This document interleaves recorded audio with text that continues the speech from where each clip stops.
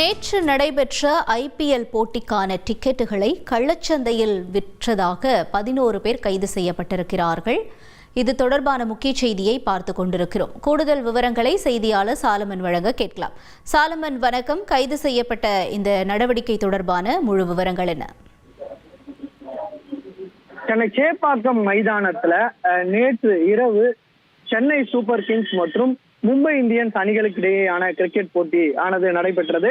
இதற்கான ticket online மூலமாக மட்டுமே விற்கப்பட்டு அதன் பின்பாக விற்று தீர்ந்து விட்டனர். இந்த நிலையில தொடர்ச்சியாக இந்த டிக்கெட்டுகளை கள்ளச்சந்தையில் விற்பனை செய்வதாக திருவல்லிக்கேணி மற்றும் சிந்தாதிரிப்பேட்டை போலீசாருக்கு கிடைத்த தகவலின் பேர்ல போலீசார் அங்கு தொடர்ச்சியாக ரோந்து பணியில மேற்கொண்டு வந்தனர். மேலும் இதற்காக தனிப்படை அமைக்கப்பட்டும் போலீசார் தீவிரமாக தேடி வந்த நிலையில இந்த சம்பவம் தொடர்பாக நேற்று மட்டும் கள்ளச்சந்தையில டிக்கெட் விற்பனை செய்ததாக இதுவரை 11 நபர்களை கைது செய்திருப்பதாக காவல்துறை தரப்புல தெரிவிக்கப்பட்டுள்ளது.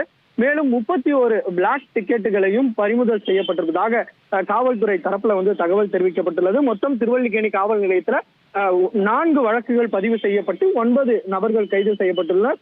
அதே போல சிந்தாதிரிப்பேட்டை காவல் நிலையத்துல ஒரு வழக்கு பதிவு செய்து மொத்தம் 2 நபர்கள் கைது செய்யப்பட்டிருப்பதாகவும் இவர்களிடமிருந்து 53,530 ரூபாய் பறிமுதல் செய்யப்பட்டிருப்பதாகவும் காவல்துறை தரப்புல ஒரு தகவல் தெரிவிக்கப்பட்டுள்ளது. 1,700 ரூபாய் டிக்கெட்டுகளை 5,000 ரூபாய் முதல் 10,000 ரூபாய் வரை விற்பனை செய்திருப்பதாக போலீசாரின் முதற்கட்ட விசாரணையில தெரிய வந்திருக்கிறது. இதற்கு அடுத்தபடியாக இது போன்ற சம்பவங்கள் நடைபெறாமல் தடுப்பதற்காக தனிப்படை அமைக்கப்பட்டு இருப்பதாகவும் போலீசார் தரப்புல ஒரு தகவல் தெரிவிக்கப்பட்டுள்ளது. விவரங்களுக்கு நன்றி சாலமன்.